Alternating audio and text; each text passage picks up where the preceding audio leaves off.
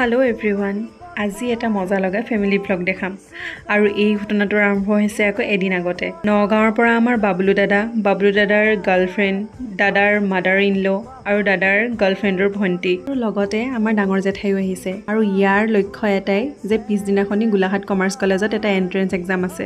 সেইদিনা আমাৰ ঘৰত একেবাৰে হুলস্থুল পৰিৱেশ।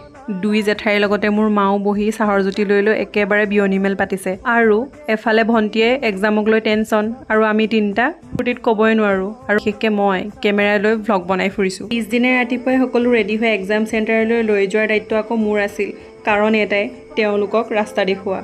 ইমান যে টিকাফটা ৰ'দ দিছিল, ৰ'দতে ঘামি জামি গোটেইখিনিৰ অৱস্থাই বেয়া। আৰু এইফালে হৈছে মোৰ জেঠাইৰ ল'ৰা বাবলু দা। যোৱাৰ টাইমত এটাই কথা, চুমু এইবাৰ কিন্তু ৰাস্তা ভুলকৈ নক'বা দেই।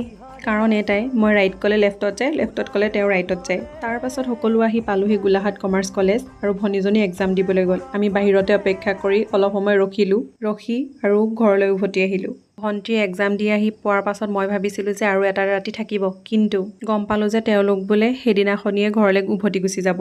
এইটো কথা সুধিয়ে মই সকলোকে ক'লোঁ যে আজি নাযাব দেই, কাইলৈ যাব। কিন্তু বাবলু দা আৰু জেঠাই ক'লে যে না, আজিতো যাবই লাগিব। সেই গতিকে মই বাবলু দাদাক ক'লোঁ, ৰিচ মানুহ দেই, সেইকাৰণেহে নাথাকে। আৰু সকলো হাঁহিবলৈ ধৰিলে মোৰ কথা শুনি।